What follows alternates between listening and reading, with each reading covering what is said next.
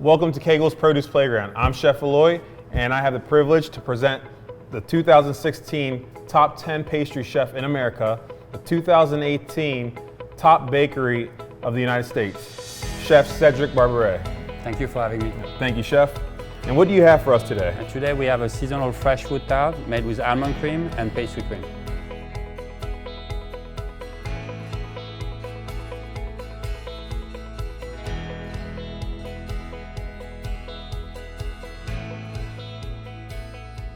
Chef, I'm a big fan myself. I've been to Bistro Barberet a few times, got to try the macaroons, and this is one of my favorite dishes. Tell everybody the breakdown of this dish.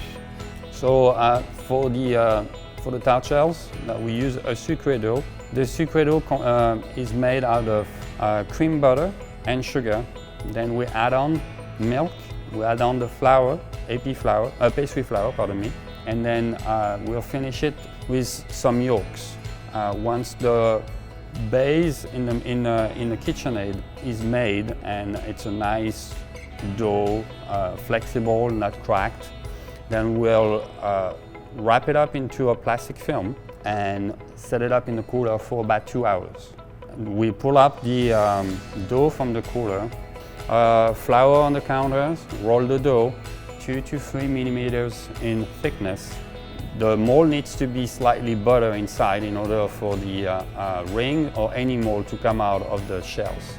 Once it's lined, we'll put it in the cooler just for like 10-15 minutes in order to have the dough to set a little bit. In order to do the almond cream, it's a mix of butter and sugar, and then after that we add the eggs, almond flours and cream at the last minute.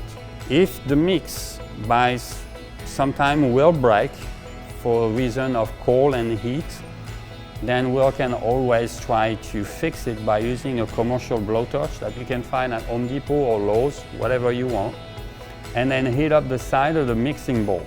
And then when it's set up, you can leave it in the cooler or use it right away. And we'll fill it up with almond cream halfway. Once the tart is filled, we'll put it in the oven at 375 Fahrenheit for about 20 to 25 minutes and make sure that we have the color of a golden brown on the edge and then on the bottom. This pastry cream will be made of milk and butter and a vanilla beans that will be set up on the stove and it will boil. While that's setting up boiling, we can mix the yolks, sugar, cornstarch and AP flours. While your milk starts to boil, we'll temper both mixes together and we set it up into the stove in order to boil it and get a thick mix. Once it boils and gets thicker, we'll set it away from the stove, reserve it in a cooler, in a pan or in a bowl until it cools down, which will be the base of the top of your tarts. And then we will fill the tart on top all the way to the end, about a half inch away from the edge. Now you have most of the setup down. The only thing needs to happen is to put all those fruits. Strawberries, mangoes, kiwis, blueberries. We'll set them up and mix them up a little bit. And I use a commercial glaze. That's more like an apricot base with pectin that we glaze the tart with in order to protect it from the environment and keep it from drying. So once it's glazed, we add the raspberries and the blackberry to avoid the bleeding of the fruit and set it up as a nice colorful piece. And then as an accent, I also finish the tart itself with some real 24 karat edible gold leaf that's set up to just bring some accent and pop the fruit a little more. Chef, that was a lovely description. I mean, just that description alone showed how much passion you have when creating these masterpieces. I'm gonna go ahead and try this out here. Delicious. Like, when you taste that, you can taste the love. Like, it's airy, not too heavy. The flavors slowly kick in. Not too sweet.